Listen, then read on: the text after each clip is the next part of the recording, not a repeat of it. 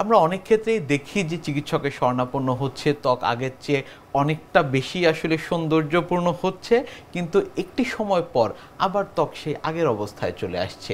সেটিকে কি আসলে ধরে রাখবার কোনো উপায় রয়েছে কিনা? একটা ফার্নিচারকে যদি আপনি 10 দিন রেখে দেন, ওটাকে ডাস্টিং না করেন, ওটার মধ্যেও কিন্তু ধুলোবালি পড়বে, নিশ্চয়ই। রাইট?